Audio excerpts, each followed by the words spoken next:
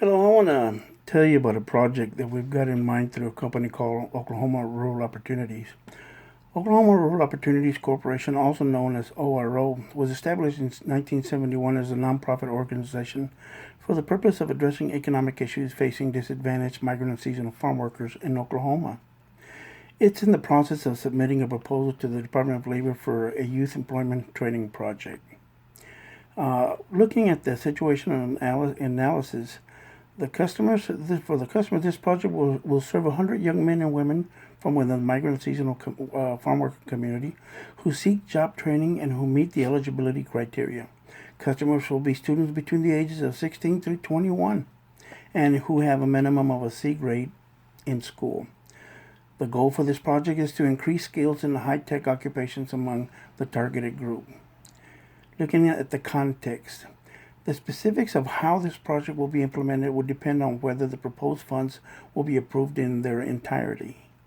With today's political climate where the government is demanding more spending cuts, there is a possibility that the funding will be adjusted or denied altogether. Looking at collaborators, ORO will be collaborating with several elements in order to monitor and evaluate customer progress.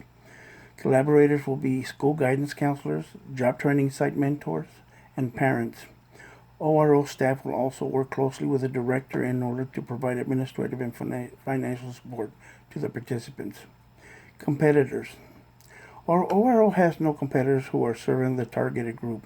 There are some that provide job training within the targeted area. However, none are specifically designed to serve the migrant and seasonal farm worker community like ORO does. Looking at the SWOT analysis, ORO's strength is that it has no competition. It has been the only entity serving migrant and seasonal farm workers in Oklahoma since it was founded almost 5 decades ago. Another of ORO's strengths is their diversified experience. It has a successful track record of implementing educational, training, and crisis intervention projects since 1971 through federal funds and state block grants. I would say that some of the main weaknesses that ORO is funded by government sources. It must always be aware that its survival and continued service to the migrant and seasonal farm worker community is subject to the political climate. Another weakness is the limited budget allowed for marketing. Opportunities. ORO's lack of competition in serving the migrant and seasonal community opens the doors to new funding opportunities from sources such as the Employment and Training Administration, which has funds earmarked for migrant farm workers in a variety of occupations. Threats. Now let's look at the threats. I guess one of the most potential threats is having another entity compete for the funds which are available, and more if they succeed. This would be detrimental since the migrant and seasonal farm worker monies are the major portion of ORO's entire budget. Another threat would be if the government decided to consolidate funding with other service providers. Finally, the threat of not getting funded at all. Well, that speaks for itself. Segmentation.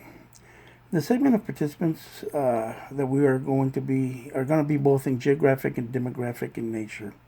First, the population in the geographical segment must be within the state of Oklahoma and from the rural regions.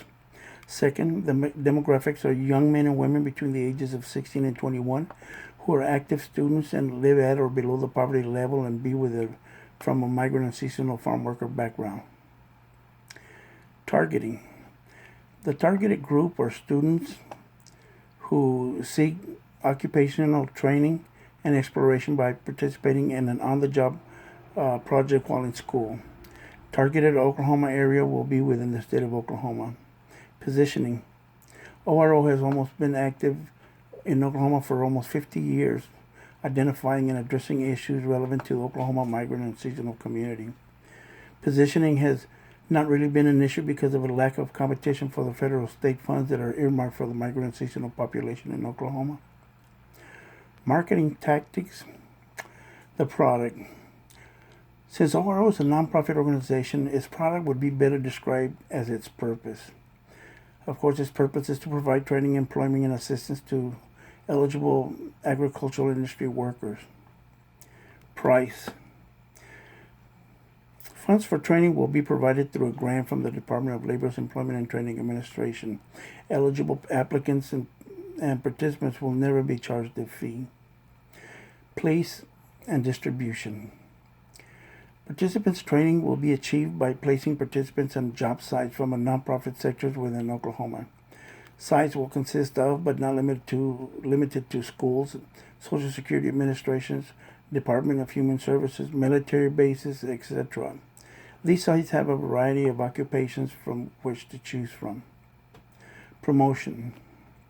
Promoting the project will be done by developing posters and flyers which will be posted and disseminated among supportive service organizations. Also, the use of social media, television, and radio public service announcements and print paper will be utilized.